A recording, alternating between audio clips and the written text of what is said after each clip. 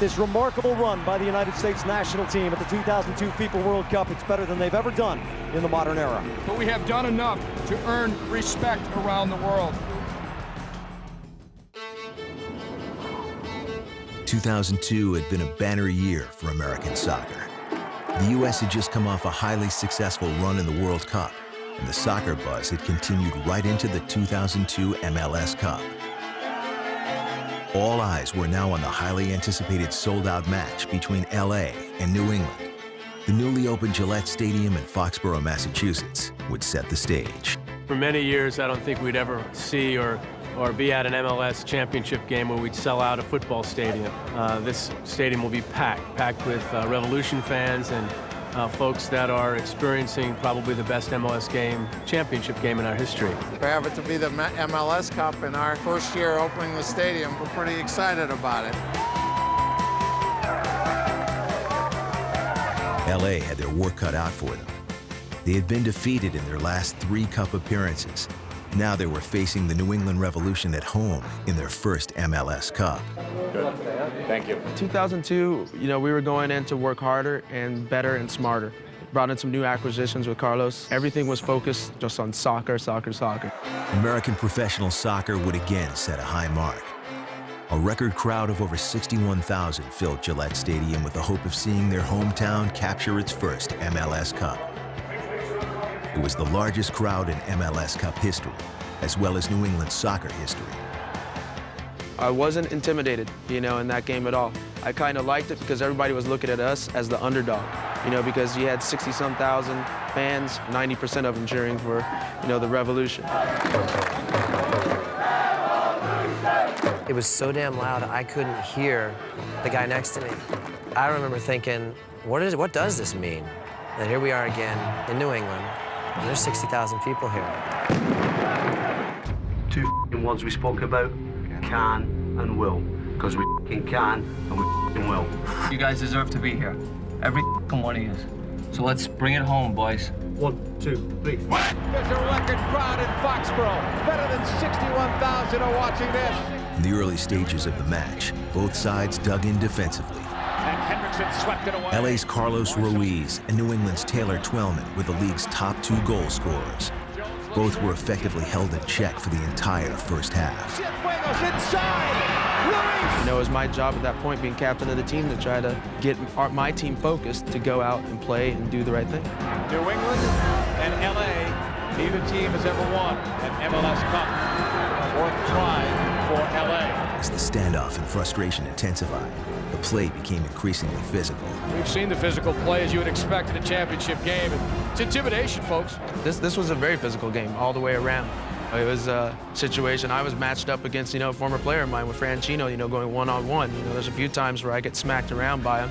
We knew what it was all about. It was all about going out there and battling, the whole time. Oh, Jones, the clothesline by Joey Franchino. Gotta be a card. This big of a game, Franchino, knowing the yellow card's coming out, but he's not going to let Jones get behind him. But Joey Franchino has always taken a physical approach to the game. Louse, one of the targets here, perhaps. Kobe Jones, LA's 3rd corner. Brown swung it away. It's still loose. The shots, not that many. The fouls, yes, there are 31. For the first time in history, an MLS Cup was scoreless at the half. New England and LA headed to their locker rooms determined to turn it up for the final 45. Job's half done, boys. Come on. Keep it tight in the back. We'll get our goal. You can taste this championship. Let's stay with it. That's right. Come on. Come on, boys. Come on. Let's Sharpen this half, boys. A little sharper, boys. Let's go get that cup right now, huh? 1, 3, 1. 1, 2, 3. As it blocked, Jones took it away. Lead pass. Ruiz with a step behind 2 defenders. Ruiz trying to curl inside. It was deflected for a corner. Dalvin Conte saves the day for New England. The second half action intensified. More shots on goal and more physical confrontations. The sense of urgency increased with each passing minute. However, by the end of 90, neither side was able to finish. That is going to do it for regulation time. Both teams regrouped for overtime. Little did they realize that the decisive golden goal would not come quickly or easily. 2002 would soon set another record as the longest MLS Cup match to date. It's the golden goal rule. Anyone scores, they get to lift the trophy. Both sides seem to find their stride in overtime, creating ample opportunities. Especially LA forward Carlos Ruiz, who came so close so many times. Oh, Brown made the save and the rebound came out, but there was not a teal uniform in sight of that one. You know, it's kind of hit and miss with forwards sometimes. He was definitely a home run, right from the start. Carlos was the new wave of try and find something younger, try and find something that's out to prove himself. Marshall looks, Biana's hole, slips it through, Ruiz shot, home Brown, save of the game for Andy Brown.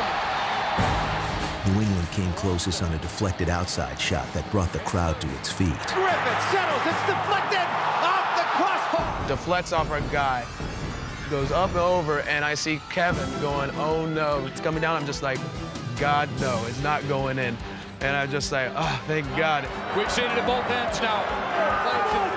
Potentially would have ended this game. Ruiz's next chance would come on an LA counterattack.